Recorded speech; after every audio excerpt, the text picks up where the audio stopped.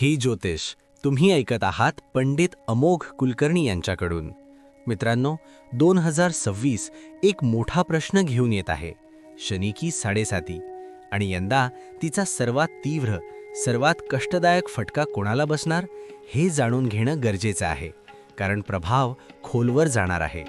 2025 प्रमाणेच 2026 मध्येही मेष, कुंभ आणि मीन या 3 राशींवर साडेसाती सुरू राहते.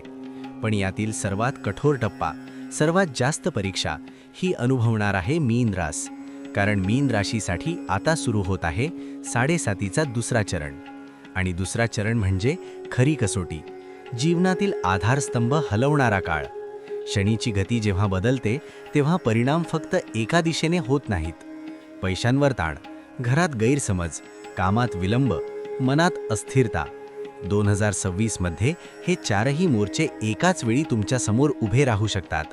विशेषतः मीन राशीसाठी आर्थिक पातळीवर अचानक खर्च वाढणे, गुंतवणुकीतील विलंब, अडकलेले पैसे, कौटुंबिक स्तरावर संवादात गैरसमज, तणाव आणि भावनिक चढउतार.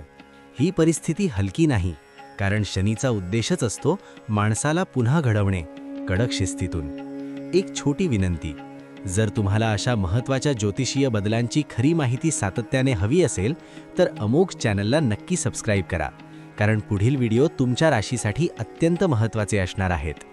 मेष आणि कुंभ राशींनाही या काळात अडचणी येतील. मेष राशीसाठी करिअरमध्ये अडथळे, निर्णयांमध्ये गोंधळ. कुंभ राशीसाठी आर्थिक व सामाजिक ताण वाढू शकतो. पण सर्वात मोठा व जास्त काळ टिकणारा प्रभाव मीन राशीवरच राहणार आहे. आणि सर्वात महत्त्वाचे म्हणजे ही साडेसाती 2026 मध्ये सुरू होत नाही, तर 2027 पर्यंत सोबतच राहणार आहे. याचा अर्थ पुढील 2 वर्षे संयम, शिस्त आणि सावधगिरीने पार करावी लागतील. ही परीक्षा जरी कठीण असली तरी ती जे बदल आणते ते स्थायी आणि खोलवर असतात. जर हा व्हिडिओ तुम्हाला उपयुक्त वाटला असेल तर पुढील राशींवरील सखोल माहिती चुकवू नका. पुढच्या दिवशी पुन्हा भेटूया अमोघ चॅनलवर.